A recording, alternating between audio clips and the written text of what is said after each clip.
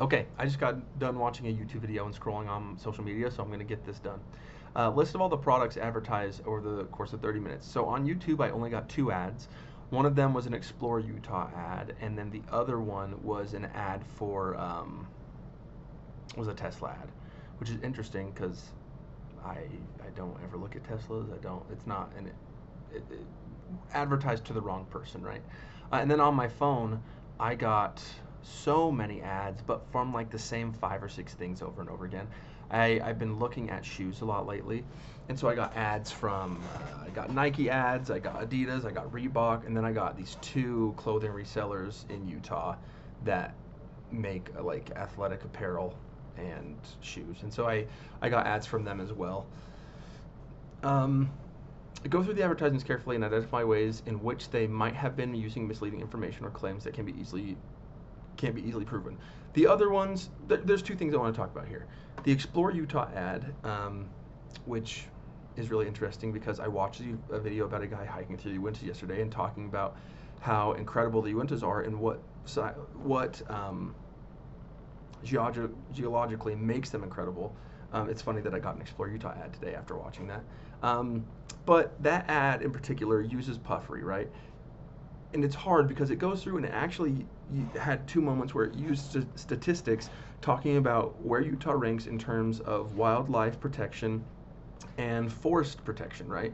And it ranked them and it said, hey, this is where we rank and this is what we're doing to keep Utah safe. And then immediately when it's naming things you can do in Utah, it says greatest snow on earth, which I understand is also just language that can be associated with Utah, right? It's been said for a long time, but it is puffery, right? We talk about puffery on page 291, which is a lie that is a small lie that can't be disproven or proven that creates entertainment or a thought process, right?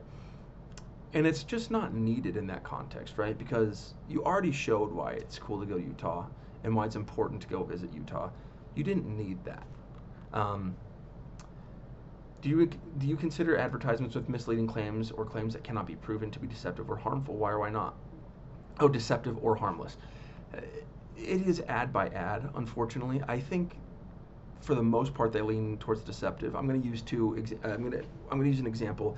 Um, didn't happen when I was scrolling on Instagram today, but I've clicked through on ads for New Balance before where it is marketing a sale, and I click through to go look at the sale and maybe put stuff in my cart so I can see what price would be, and the sale no longer is there.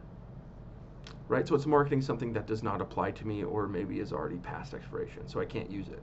And that's deceptive because it's getting you to click through, and if you click through and look at the shoes and you like them, maybe you'll just think, oh, well, even without the sale, I kind of want them, which is harmful. It's deceptive.